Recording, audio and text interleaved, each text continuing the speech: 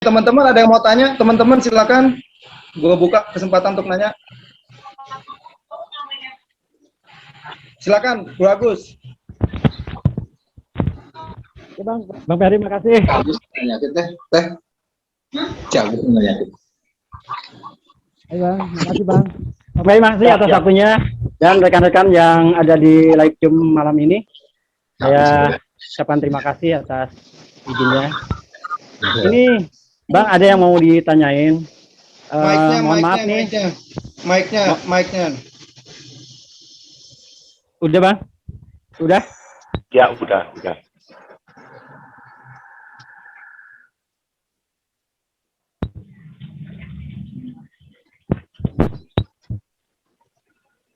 Oh, mati mic. Coba lagi Pak, nggak ada suara. Nggak ada? Ya oke, udah. Udah ada ya? Lanjut. Ya, makasih Bang. Ini izin sedikit kita flashback dulu ke 1 tahun ke belakang. Pada saat Pitup launching waktu itu di 2020. Ya. Halo? Silakan Ya. lanjut. Ya.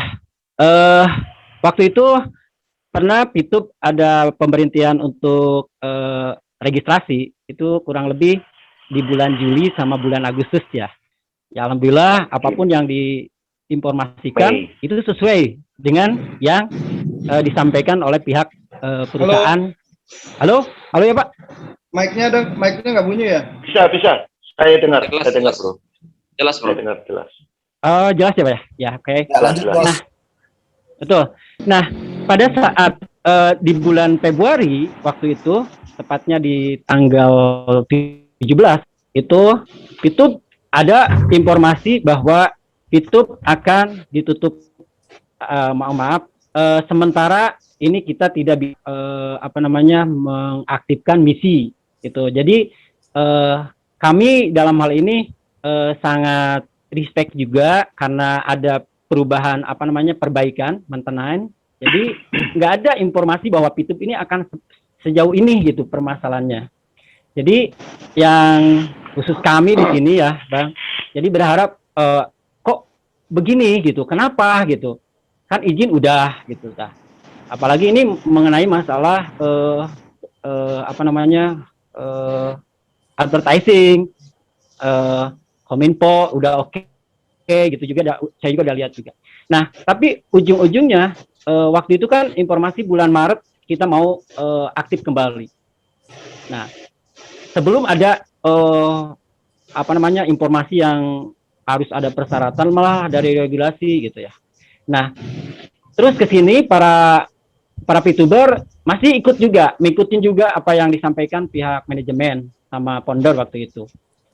Nah, sampai dengan saat ini Pitup masih belum juga aktif. Muncullah bahwa kita dipinta persyaratan. Nah, ini yang belum kami pahami, mohon maaf karena saya sendiri juga awam ya. Kenapa yang kata Bapak, saya jujur berpikiran wah ini SPI mempersulit Pitup gitu ya dalam hal ini. Karena kok banyak syarat-syarat yang harus dipenuhi oleh Pitup. Nah inilah yang di luar sana berpikir bahwa kenapa Pitup dipersulit, kok aplikasi yang lain dengan mudahnya gitu. Dalam tanda petik juga ya, saya juga nggak tahu tuh gimana. Seperti itu Pak. Bang, seperti itu Pak pertanyaan Pak. Oke. Makasih. Silakan Bro Sam. Oke, ya. Good question ya. Pertanyaan yang bagus dari Pak Agus ya. Oke, kalau kita bicara dari awal Pitup itu dibentuk, Anda katakan bahwa Pitup itu pernah mengalami dua kali penghentian atau masa maintenance seperti sekarang ini, cuma tidak seperti sekarang yang lama. Kemarin itu cuma 1 bulan gitu ya. 1 bulan. Nah, kasus yang terjadi di awal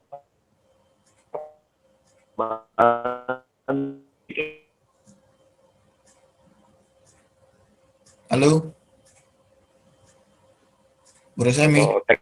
Ya, jelas. Oke. Nah, tutup yang kedua juga sama ya. Jadi akhirnya orang pikir bahwa itu menyimpulkan bahwa P2P ini ternyata tidak mengurus izin dari awal. Menurut saya ini adalah sebuah pernyataan yang sangat lucu dan ridiculous, ya. Sangat lucu bahwa kalau misalnya P2P ini di awal manajemen tidak mengurus sama sekali, ya, tidak mengurus perizinannya, alias benar-benar tidak ada izin, ya. Kalau saya katakan begini, kemarin P2P buka, kalau nggak ada izin, berarti nggak ada PT, nggak ada badan hukum, nggak ada semua hal yang berkaitan dengan itu, ya kan? Terus mereka buka secara diam-diam, mengambil semua database member yang ada di Indonesia, terus kenapa mereka nggak lari sekarang? Dan saya tanya balik, kenapa mereka 1 tahun baru mereka tutup P2P-nya? Kenapa nggak pada awal-awal saja kita diminta untuk minimal masuk bintang 3 misalnya, dengan membeli bintang misalnya. Kenapa ada disediakan dengan cara yang gratis, alias kita bilang organik? Kalau dia memang niat untuk mengambil uang kita, seperti yang dilakukan oleh para money gamers atau perusahaan-perusahaan bodong, kenapa mereka menyediakan pilihan untuk kita nggak bayar?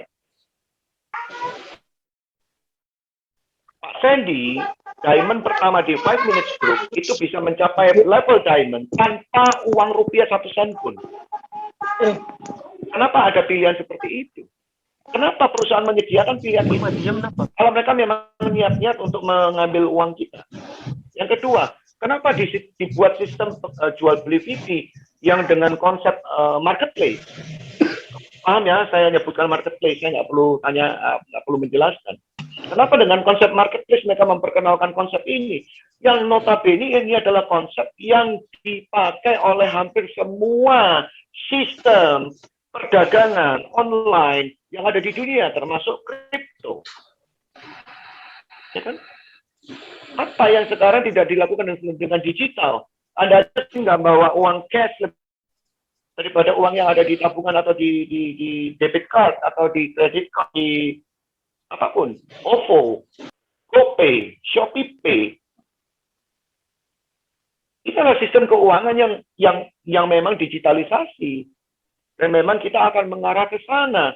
Cuman, P2P memulai dengan cara yang berbeda, dia membangun itu berdasarkan dari sosial media. Ya, kegiatan sosial media, advertising. Kalau Anda tanyakan, P2P ini perusahaan apa? Perusahaan advertising. Anda katakan tadi Pak Agus, bahwa ini adalah perusahaan advertising.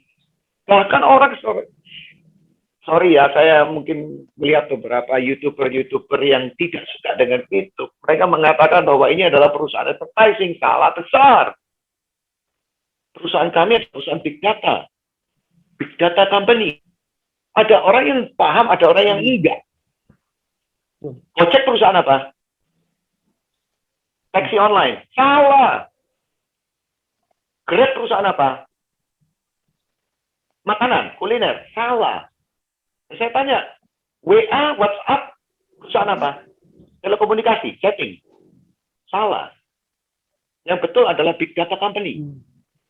Nah, karena big data company ini memiliki berbagai macam program.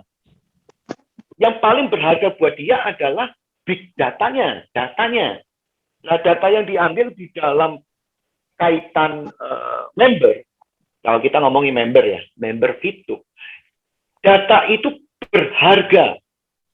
Itu adalah aset untuk perusahaan. Ya, di dalam data itu ada klasifikasi, kategorisasi, yang kemudian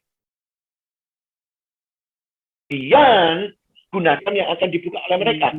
Yang awal adalah periklanan. Yang kedua adalah e-commerce. Ya. Yang ketiga adalah apa? Yang keempat apa? Kan gitu. Jadi Anda jangan berpikir bahwa P2P ini adalah perusahaan periklanan dan berhenti sampai sana. Ya pantesan Anda langsung apa? Drop ya. Langsung males. Nah, tahapan-tahapan ini yang kemudian dari pihak manajemen selalu melakukan pembaruan sistem, user interface, user experience, testing modul, desain, macam-macam ya. Ada server, termasuk legalitas. Paham ya? Kalau saya mau menuju ke tahap kedua, saya harus menyiapkan legalitasnya juga. Nggak lucu kalau saya jalan disemprit. Saya jalan disemprit. Kan nggak lucu. Kalau Anda bicara itu April tahun 2020, mau katakan bahwa VTube itu tidak legal, tidak mungkin jawabannya, teman-teman. Bagaimana mungkin perusahaan penanaman modal asing yang membutuhkan uang begitu banyaknya, dan yang nerima uang itu adalah orang yang tidak punya badan hukum, alias pribadi. Ayo kita adu logika, men. Bagaimana mungkin sumber keuangan dari VTube ini yang notabene adalah PMA, saya berani katakan ini ya, PMA, dan yang menerima uang itu bukan berbadan hukum atau tidak memiliki badan hukum. Kalau tidak memiliki badan hukum, ini disebut penyelewengan, disebut money laundering. Ya. Saya boleh katakan ini tegas. Nggak usah tunggu itu buka. Nggak usah tunggu 1 tahun. 2 bulan aja udah ketahuan money laundering ini. Karena arus kas yang begitu besar, dipakainya nggak jelas, diterima oleh orang yang nggak jelas, atau bukan perusahaan, bukan badan hukum. Kenapa VTube beli kantor? Kenapa VTube berani keluarkan uang 10 miliar? Kalau dia mau nipu, dia hanya stop pada saat kita sudah masukin duit semua. Ngapain beli kantor di saat VTube-nya tutup? Pada bulan Maret, April itu, Februari, Maret, April, 3 bulan ya, sekarang udah. Saya mau tanya, kenapa mereka beli kantor pada saat kita tutup? Seharusnya awal dong, kalau kita mau nunjukin kantor, supaya orang masuk duit lebih banyak. Saya yakinkan ke Anda, kalau misalnya kita ngomong kantor ini dari sejak bulan April tahun lalu, saya yakinkan bahwa banyak orang yang akan justru dengan seluruh keyakinannya masukin duit di VTube ya, tanda kutip ya, masukin duit di VTube. Bukankah itu caranya scammer untuk menipu kita? Bukankah itu caranya penipu untuk menipu kita adalah menunjukkan apa yang paling hebat, yang paling baik, dan janji-janji yang manis? Nah, saya mau katakan, kalau Anda katakan di awal itu tidak legal, itu very ridiculous, you know, sangat naif menurut saya. Saya bisa tunjukkan di awal-awal pada tahun 2020 April dibuka, izin itu saya selidiki. Ada beberapa teman yang tahu bahwa ada website yang sudah bisa dibuka pada saat itu. fvtech.id, fvtech.id itu bisa dibuka itu. Sekarang pun bisa dibuka, tapi harus pakai VPN. Terus bagaimana dengan sistem exchange counter yang menggunakan teknologi blockchain, yang semua transaksinya itu kita tahu, transparan? Ada banyak orang yang menyalahartikan bahwa saya menjual TV, berarti uang kamu saya makan. Loh, gimana? Kalau kamu ngomong di pasar, saya beli cabai, barang saya pegang, uang saya kasih, ya, cabainya habis saya makan, saya sambel, habis gitu saya ngomong ke penjualnya, lu nipu gua ya, lu ngambil duit gua ya tadi ya. Enggak, marketplace, dan kamu berlaku seperti itu, yang seperti sekarang ini teman-teman banyak sekali dengarkan di semua grup, mereka pada protes dan minta bahwa uangnya itu kembali atas pembelian TV, sama persis dengan apa yang saya analogikan, yaitu waktu Anda beli cabai, cabainya Anda sambel, Anda makan cabainya habis, dan kamu nuntut ke yang penjual bahwa kamu bawa lari uang saya. Di mana relevannya? Reliabilitasnya di mana? Apakah Anda mentransferkan uang itu kepada pihak tertentu? Seperti money game, distorkan ke banknya luar, ya kan? Banknya luar terima, habis itu kamu dibukain account. Yang kedua, apakah ada paksaan kita untuk membeli cabai? Ada paksaan kan? Kamu kalau nggak beli cabai, kamu nggak boleh masuk ke pasar. Tuh, pasar adalah marketplace, tempat ruang bebas. Orang bisa membeli, menjual, maupun nongkrong sambil minum kopi. Saya di Fitup tidak punya paksaan untuk membeli VP. Saya juga tidak dipaksa untuk menjual VP.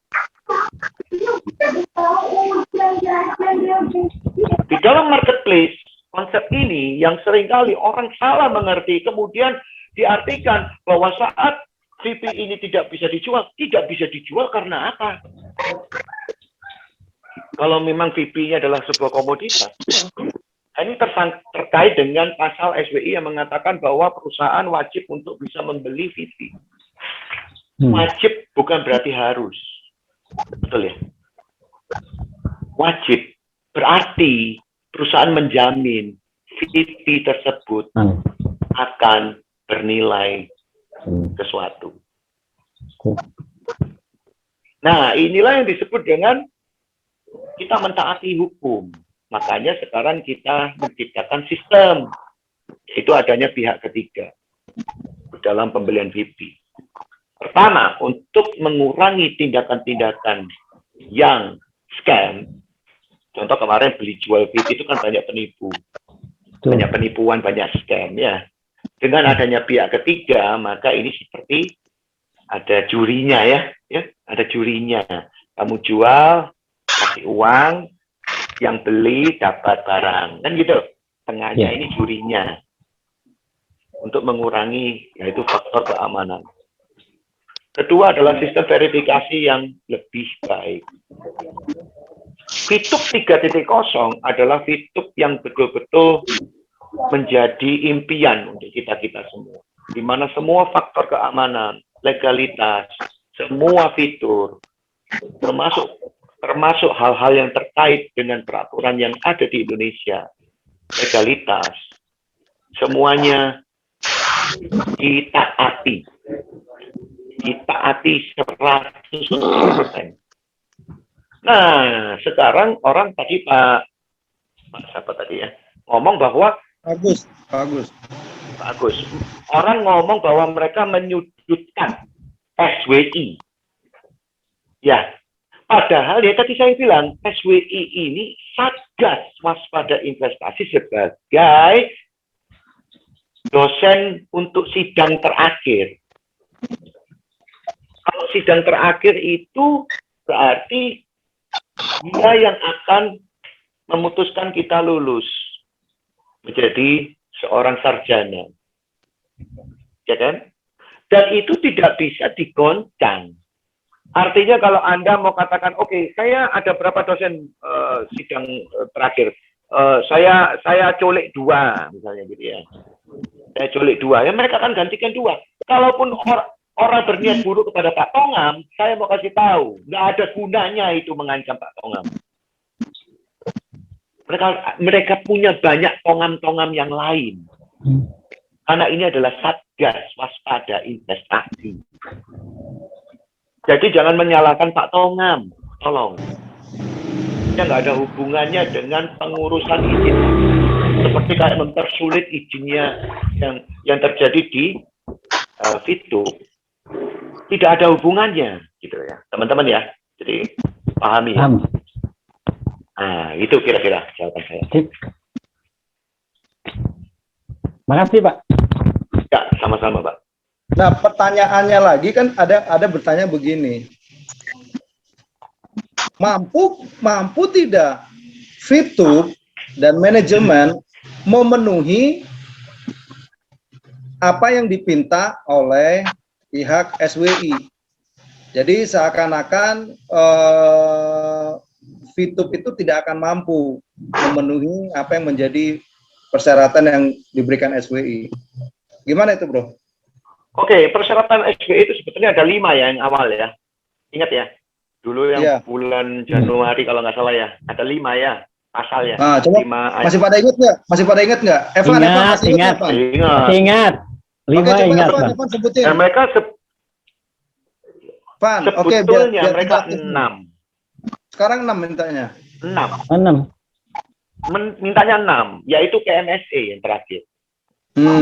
Perpajakan. 2, 3, 4, 5 ini yang tahu nggak yang paling susah yang mana dari 5 ini? You kan tanya, Bro Ferry, apakah Fitup mampu menggenapi 5 ini atau 6 ini?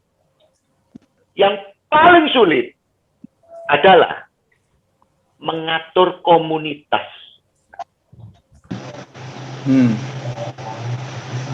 Mengatur komunitas supaya kondusif dan tidak menjadi liar dengan segala macam aksi-aksi yang dibikin. Bagaimana cara mengatur komunitas? Ternyata ada pihak-pihak yang suka untuk membuat kita melanggar pasal ini. Siapa itu? Ya, Anda bisa jawab. Tidak usah Kenapa disebut kita melanggar? Iya. Kenapa kita jadinya melanggar? Karena orang-orang tersebut menunggangi komunitas-komunitas yang ada di tempat kita. Saya tanya balik. Kalau itu tutup, siapa yang paling diuntungkan? Very simple. Kita nggak mau pernah tahu politik ya. Saya tanya balik, kalau Fitup ini tutup, nggak buka lagi, siapa yang paling diuntungkan? Simple. 3 bulan terakhir, apps apa yang paling banyak keluar? Ya yang disebutkan tadi kan, kenapa kok snack gampang? Kenapa kok ini cepat? Kenapa kok begitu? Right? Tapi saya nggak nuduh loh ya. Apakah di sini ada iklim sebuah kompetisi? Ada. Tidak ada bisnis tanpa kompetisi. Pasti ada kompetisi. Cuma permasalahannya apakah ini dijalin dengan cara yang sehat atau tidak? Saya mengkritisi bahwa di Indonesia atau negara-negara seperti berkembang, mereka masih memakai cara-cara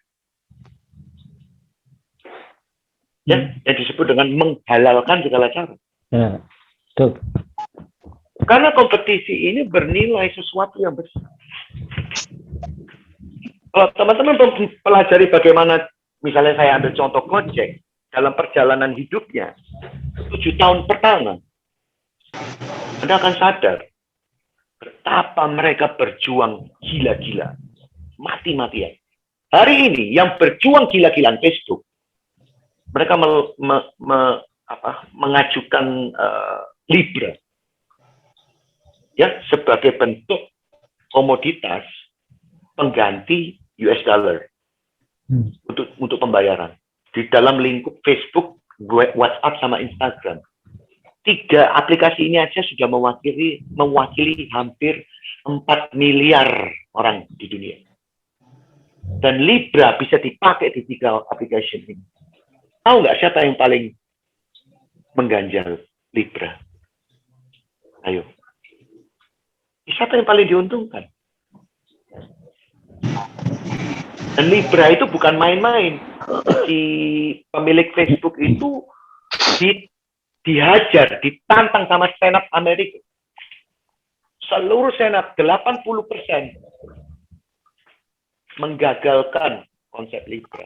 Akhirnya mereka beralih ke Meksiko, beralih ke Amerika Latin untuk mencoba, yaitu Facebook Pay. Jadi ada stepnya, jadi nggak bisa ke Libra, dia masuk ke Facebook Pay dulu. Dari situ dipakai, berhasil di Argentina, di Meksiko, di Brazil, negara-negara itu, dia akan bawa ini nanti keluar dan dia akan majukan ini dalam bentuk Libra. Mereka akan tunggu presidennya yang baru untuk bisa menggolkan ini. Tetapi nggak semudah yang kalian bayangkan. Anda pernah tahu satu sosok di Indonesia yang namanya Mardigu Wowi? Tahu ya? Dia punya 2 produk. Yang pertama namanya Dinara. Yang kedua namanya, ada yang tahu? Lupa. Yang untuk UMKM dulu. Lupa ya? Lupa.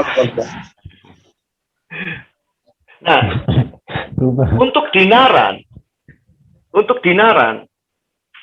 9 bulan dia ngurus izin dan nggak berhasil, sampai akhirnya dikasih ide untuk mengajukan gugatan kepada pemerintah Indonesia. Gugatan hukum ke Mahkamah Agung. MA. Gila nggak? Karena Dinaran punya konsep yang baru. Dia membentuk marketplace juga. Hampir sama dengan VP. Kalau Dinaran dia punya yang namanya penjamin ya, dalam bentuk emas. Kalau VP penjaminnya dalam bentuk apa? Kan gitu. Nah, kalau Anda tanya apakah perusahaan kuat untuk membeli VP kita? Aduh, ini pertanyaan, sorry ya, anak-anak. Pertanyaan anak-anak yang disampaikan dengan sangat polos. Karena di dalam otak kita masih berpikir bahwa ini perusahaan apa itu? Gak enak ngomong ya. Ngomong terlalu terus terang ya. Iya. Udah ditahan aja Bro Semi. Ditahan aja Bro Semi. ONZI. Ditahan aja Bro Semi, ditahan. Ditahan aja. Karena di otak kita pikirannya itu sehingga Anda menanyakan VP ini mampu nggak perusahaan jual, perusahaan beli. Ya betul ya. Betul. Saya ambil contoh gampang. Ini saya nggak tahu di report. Oke. Mungkin saya dimarahin sama manajemen ya, terserah lah. Tapi ini kan namanya saya punya prediksi toh. Jadi ini bukan informasi loh ya, prediksi ya. Prediksi ya. Kita disclaimer dulu ya. Disclaimer ya. Saya pelaku pasar. Saya di marketplace. I am a professional trade analyst. Oke. I'm very good at this. Untuk ngomong tentang marketplace, trading, sistem, dan segala macam. Saya mau kasih contoh. VP harganya $1 atau 14.000 lah sekarang ya. Ya, saya kasih contoh gini. Siapa mau jual VP? Buka itu kan, jual VP semua. Ya, 14.000 saya beli. Oke? Setelah saya beli kamu, uangmu cair semua. Apa yang terjadi? Ada dua pilihan. Makin kacau atau confidence ya. Market confidence naik. Mana? Kalau keserap pasti market confidence naik. Market confidence naik berarti ada aksi? Ada perputaran lagi, aksi beli lagi. Beli. Buy, betul? Betul. Saya sebagai perusahaan, saya simple. Buy 25.000. Pas dijual harga naik. Untung perusahaan. Saya nggak ngomong perusahaan loh. Anda masih bisa jual VP kok. VP Anda kan? masih tak beli 25.000 tapi makin naik nggak confidence-nya? Makin lah. Makin naik kan? Makin naik. Di saat itulah perusahaan mengembangkan marketplace ini menjadi sebuah sistem yang dinamis. Kalau perusahaan mau beli VP kamu, tetap dibeli $1 14.000. Tapi kalau aku jual ke Ferry bisa beli 20.000. Aku pilih mana? Halo? Itu udah sistem dagang itu. Udah ngerti saya cara dagang. Ngerti saya sistem dagang. Ya, peraturan di dalam legalitas adalah perusahaan wajib untuk bisa membeli VP. Yes, itu sudah tertulis di dalam pasal pembentukan PT. Pendirian PT itu disebutkan bahwa VP itu akan dibeli dalam waktu 7 hari apabila tidak laku di market dengan harga minimal $1 atau 14.000. Jadi sebenarnya konsep itu sudah ada dari awal ya, Bro ya. Sudah ada dari awal. Jadi kalau ada yang bilang bahwa VTube tidak mau membeli, itu udah salah itu ya. Belum Nah, sempat itu karena dibeli udah habis bro, masalahnya bro. Ya benar. Kemarin aja nyari VP aja sampai sebulan nggak dapat gimana? Ntar. Jadi saya punya saya punya teori sekali lagi, teori saya, bukan teorinya manajemen loh ya. Tapi kalau kejadian kamu jangan nyari saya, oke? Satu hari nanti, kalau VP ini dibikin range harganya, siapa yang paling menikmati? Member. Member. Kita lah, member. Di saat confidence naik, maka jumlah penambahan member dan user yang aktif itu luar biasa banjirnya. Makanya Fitup dalam waktu 10 bulan 17 juta. Karena konsep dari awalnya memang begitu gitu loh. Membentuk marketplace. Siapa yang bisa tahan 17 juta orang ini atau 17 user ini memainkan nonton iklan, dapat VP 0,3 kali 17 juta, terus perusahaan suruh beli 0,3 kali 17 juta. Apakah senteng perusahaan yang mau seperti itu? Ini kalau kita ngomong penciptaan dari awal ya. Ya, yuk kita bikin bayi yuk. Bayi yang cacat mukanya, hidungnya nggak ada, jantungnya rusak. Apakah begitu? Anda kalau mau mengkonsepkan sebuah perusahaan. Ini ya, logika berpikir. Kalau perusahaan ini memang mau serius untuk menjadi big data company, maka dia akan menciptakan sebuah marketplace. Karena tidak ada yang bisa menahan 17 juta orang ini di saat mencairkan 10 VP masing-masing. Kali 17 juta. 17 juta berarti 170 juta. Iya. Aku mati. Kalau Anda pakai matematika begitu, teman-teman, nggak masuk di otak, memang betul. Makanya keluar kata-kata, mana mungkin perusahaan itu mau beli 10 VP kali 17 juta.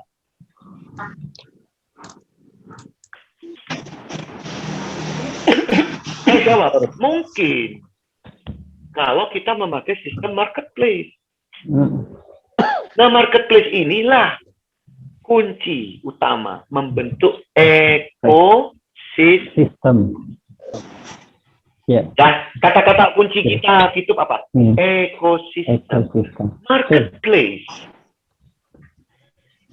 Bicara satu hal, satu komoditi, satu sistem, caranya sama. Tapi saya punya cara yang berbeda-beda untuk mendapatkan VP. Pak Faisal, hebat. Dia rekrut 100 orang. Pak Kris, nggak hebat. Dia rekrut cuma 15 orang, tapi semua masuk. Misalnya ya bintang, misalnya gitu kan. Saya nggak punya orang. Saya cuma main bintang aja, misalnya. Gitu kan. Saya mau pakai admission aja. Saya nggak mau rekrut orang. Bisa nggak? 3 cara ini bisa dipakai. Bahkan saya nggak punya uang sekalipun. Saya rekrut 20 orang, 100 orang. Saya akan mendapatkan peringkat. Dan peringkat itu akan memberikan keuntungan kepada saya. Seperti kayak saya punya duit. Berarti di dalam bisnis ini meningkatkan yang namanya equalizer, ya, equality. Persamaan derajat. Betul? Betul. Di mana di bisnis yang lain, kamu tidak mungkin bisa lakukan itu. Di bisnis yang lain, nggak ada modal, forget it, lupakan. Nggak punya tempat, lupakan. Tapi di sini kita bisa. Di marketplace ini, kita menjadi satu kesatuan dengan equality, dengan persamaan derajat. Mereka punya bintang 6, 10 account. Saya punya diamond 3. Sama penghasilannya, coba dihitung.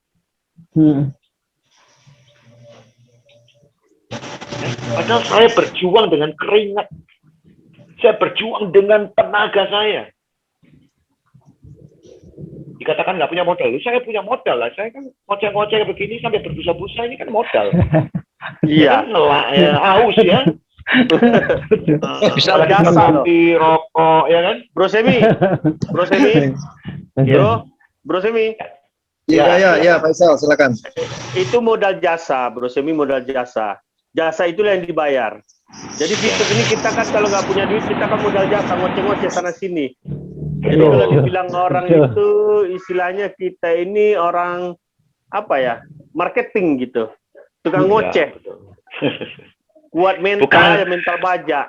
bukan marketing lah, kita sebutnya networker ya. Itu lebih keren. Kalau marketing nggak enak, kadang panci nanti ya. Iya. Iya. Pukul-pukul panci. Ada orang nongkrong tukang kopi apa ditawarin, mau nggak nonton ini, udah ngoceh, udah tahu nggak jadi, tolak bang, sorry bang, handphonenya nggak kuat, udah lemes saja. Coba kalau nggak ada semangat kan, udah mending gue jalan sendiri dah. Coba kalau ada semangat kan, jalan ngerayu lagi, ngajak lagi. Itulah keindahan VTube. Itulah keindahan VTube. Ayo kita ingat-ingat keindahan VTube waktu itu. Visinya bagaimana? Mereka memberikan equality terhadap kita semua. Bahkan yang curang, ya tanda kutip ya, curang. Mereka buka banyak akun, banyak banget akun, padahal dia cuma sendirian. Loh ya loh.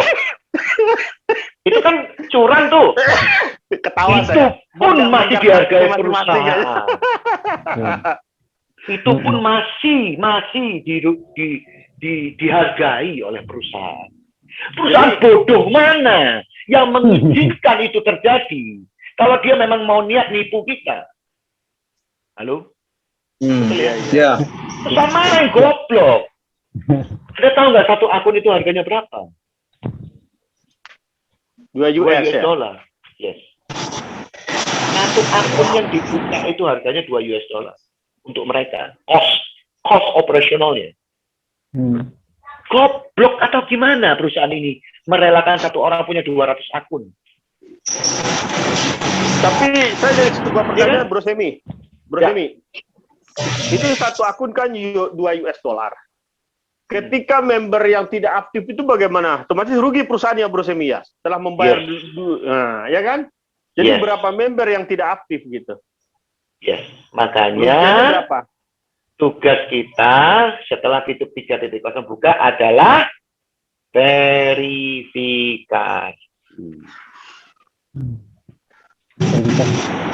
Perusahaan berhak dong kita.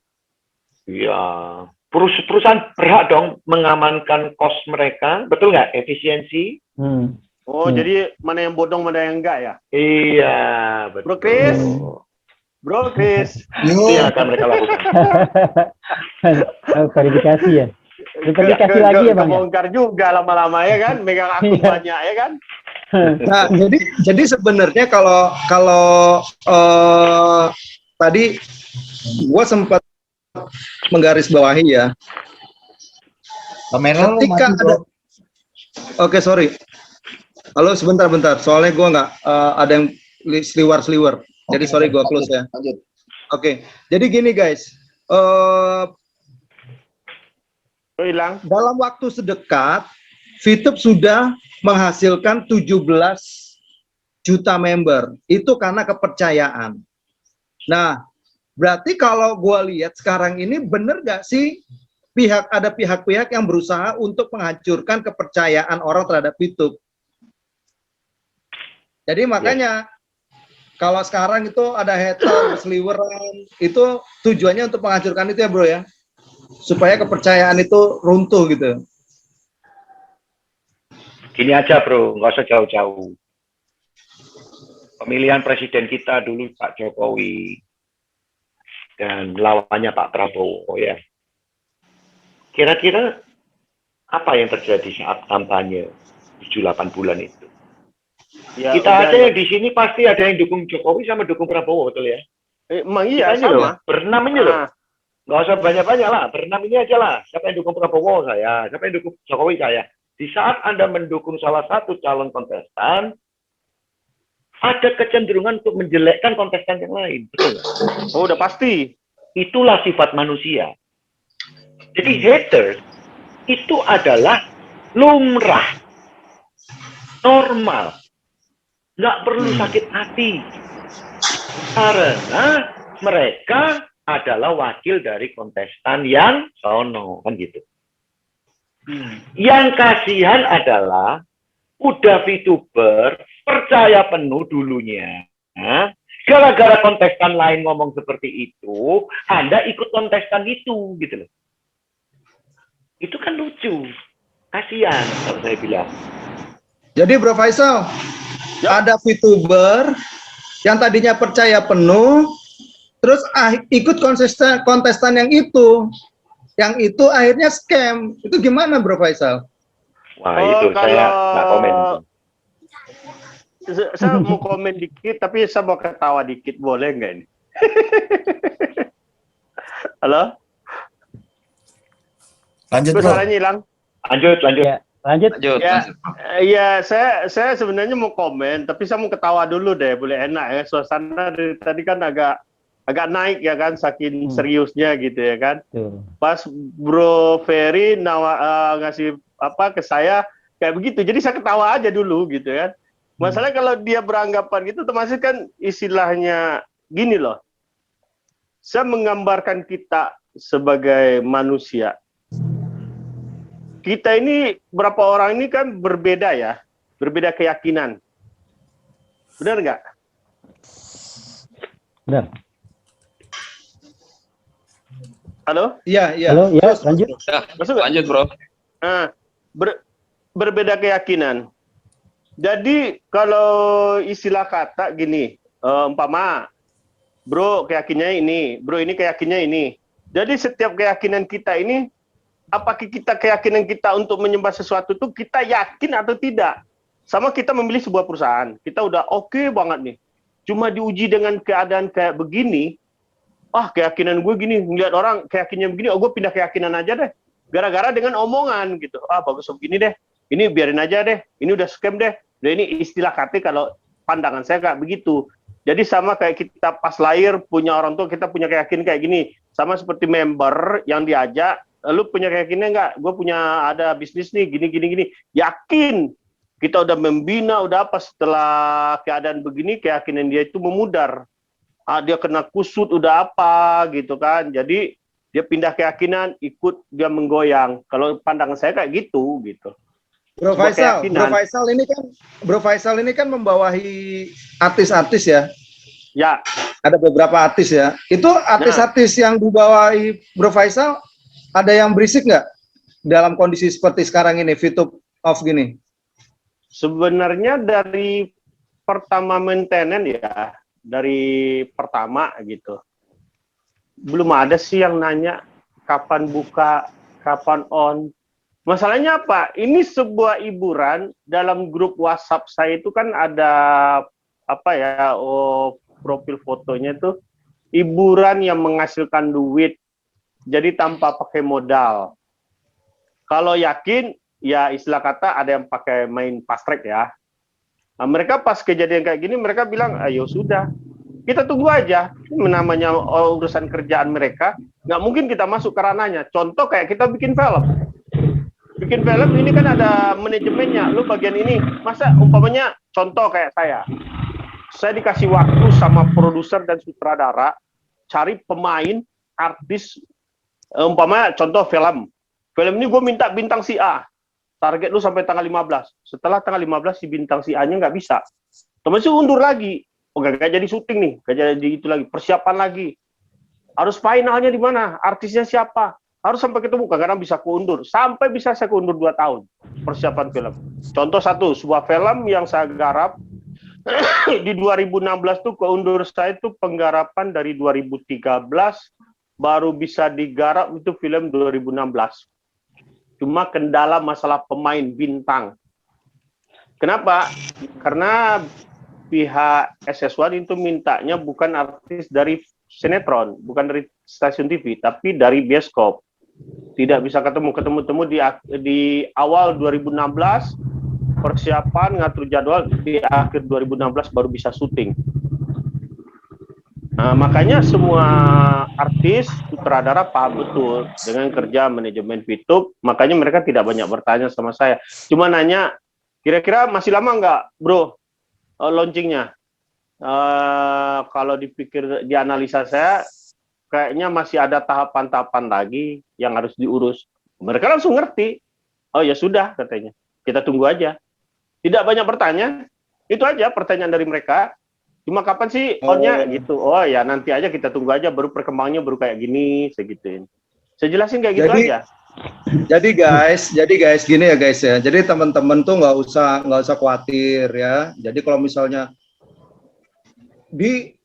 di grup sebelah ada artisnya gitu loh kan. Wah, ya di VTuber sejati pun juga banyak artis-artis yang gabung dan mereka juga nggak berisik gitu loh, karena mereka tahu ya dunianya, mereka juga mengerti benar bahwa yang namanya pengurusan izin itu juga nggak gampang gitu loh. Jadi para VTuber harus paham bahwa VTuber member ini dari segala lapisan, ya, jadi dari segala lapisan. Jadi teman-teman, gue juga bingung kalau misalnya ada yang terlalu berisik itu VTuber beneran atau VTuberan gitu loh. Gimana Bro Chris? Kalau menurut gue sih gini, bukan masalah VTuber atau enggak. Kalau saya sih integritas orang ya. Ya integritas. Bang, maaf nih Bang. Ya. Ya Bang, ini maaf, motong dulu ya. Ini kalau menurut Agus ini ya. Ya. Ini Bang, ini masalah pola pikir Bang. Pola pikir tentang mindset gitu Bang. Jadi kan setiap pola pikir orang kan beda-beda ya Bang ya. Betul. Tapi bagaimana cara untuk supaya pola pikir itu bisa ada kesatuan? Nah inilah yang minta para senior ini nanti ngasih. Nah gimana tuh Bro Chris? Ini bicara soal pola pikir nih Bro Chris. Jadi ya makanya saya bilang, integritas itu terbentuk karena kerangka pikirannya udah benar. Jadi dasarnya orang itu punya integritas karena dia punya logika berpikir, punya konsep, dan punya background yang baik gitu. Jadi integritas itu tidak hanya ujuk-ujuk tiba-tiba muncul, enggak. Itu dididik mungkin dari kecil. Tapi dari kecil diajarin orang tuanya, kemudian kalau dia menghadapi masalah bagaimana gitu. Jadi integritas itu terbentuk dari pola pikir positif, itu positive thinking. Terus nggak gampang adjust orang. Kenapa? Harus ada data dulu nih. Data dikumpulkan, kemudian udah dapet, baru dianalisa. Setelah dianalisa, baru pelajari mau ngambil tindakan apa nih. Kan ambil informasi yang tidak valid, terus diolah, terus ambil tindakan, ya salah jatuhnya. Belum lagi data yang dikumpul bukan data yang valid dan dari A1, nah, itu seringkali jadi salah. Nah belum lagi dengan konsep itu tadi, udah dari kecil atau dari dasarnya dia terlatih tidak punya integritas. Integritas tuh misalnya gini, apa yang gue omongin, gue lakuin, itu integritas. Ya, kemampuan untuk komitmen. Nah, itu namanya komit. Integritas tuh berhubungan sama komitmen.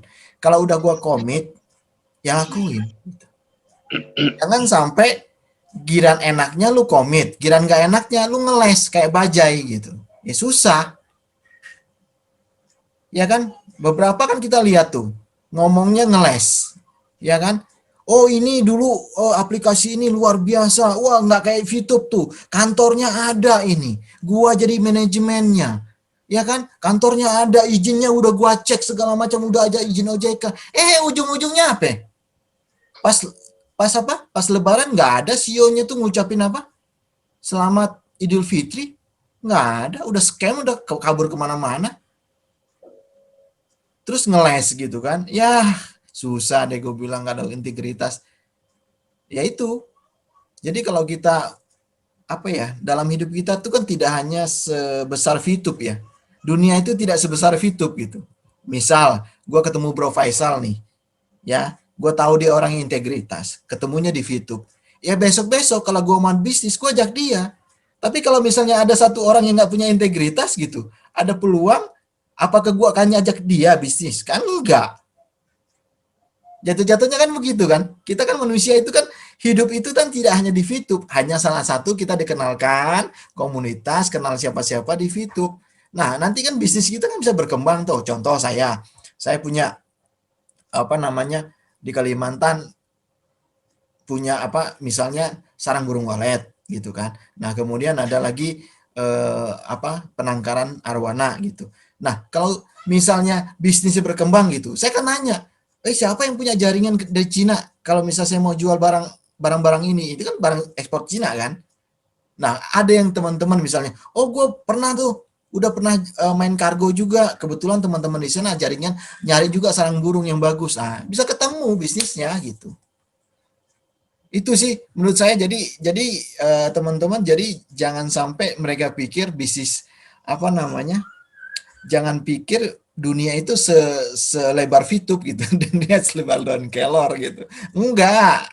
Ini hanya salah satu apa ya? Salah satu way atau satu bisnis kita dalam hidup kita gitu. Seringkali orang sampai baperan sampai seakan-akan Fitup adalah segalanya. Enggak juga gitu. Ya kan ada yang wah bela-belain gini. Padahal ya ini kan salah satu bisnis kita gitu kan. Kita percaya juga ya kita jalankan komitmen kita dukung sampai dengan sepenuh hati. Ya, makanya teman-teman kalau bingung kan, ini orang ini ngomong apa katanya kan di komentar-komentar YouTube kita. Ya mereka nggak tahu kita adalah orang integritas, punya komitmen. Sampai dengan tidak ada pengumuman dari CEO bahwa mereka give up, ya udah kita dukung gitu. Jangan sampai ada yang memaksakan, ya udah kalau manajemen nggak sanggup give up aja. Lalu kok ngatur-ngatur? Kalau gue bilang gini kadang-kadang gue bilang, kalau lu pinter, kalau lu jago, ya lu bikin aplikasi. Bisa nggak dapat 1 juta? Jangan-jangan cuma 20-30 aja enggak. Ya kan? Komentar sih luar biasa gitu. Coba deh lu bangun suatu aplikasi mampu nggak se-booming ini? Nggak usah jauh-jauh. Ya kan? Ada yang ngomong nih, oh gua nih sebagai orang tenar segala macam. Lalu bikin YouTube, reviewnya cuma seceng, kalah sama supir ojol. Terus mau ngapain? Terus ngarapinnya apa coba? Ngarapin terus ngurusin yang lain lagi. Susah, bro. Susah. Jadi maksud gue gini loh. Jadi kapasitas kita tuh ya harus ngerti lah di mana kapasitas lu, kemampuan lu. Sedangkan bidang lu aja orang nggak respect, bro. Ya kan? Sedangkan tukang ojol aja nge-YouTube masa lebih banyak dari lu? Ya kan? Katanya gantengan lu. Ya kan? Apalagi dibanding sama gue jauh, bro. Ya kan? Ganteng udah jelas. Beda kelasnya, ya kan? Mukanya ya kita mah waduh perawatan, bro. Ya kan? Itu menurut gue sih. Ya kalau dia tersinggung nggak apa-apa. Sakit jiwa lo, sakit jiwa lo. Enggak, maksud gue ya itu maksud gue seringkali bukannya menghina, Iya. maksud gue Iya, ya iya, maksud iya. gue gini lah. Kan kita kalau mau mau membanding kita dengan orang lain, ya kita tahu kapasitas orang bagaimana. Lah, sejelek-jeleknya manajemen, dia bikin aplikasi 17 juta loh membernya. Iya dong, itu kan realita yang nggak bisa dibohongin. Ya kan? Nah, setenar-tenarnya lu, masa cuma 1.000 juga susah? Kalau nggak buat Fitup, 1.000 aja nggak nyampe. Gitu, itu yang aduh gue bilang sih. Ya,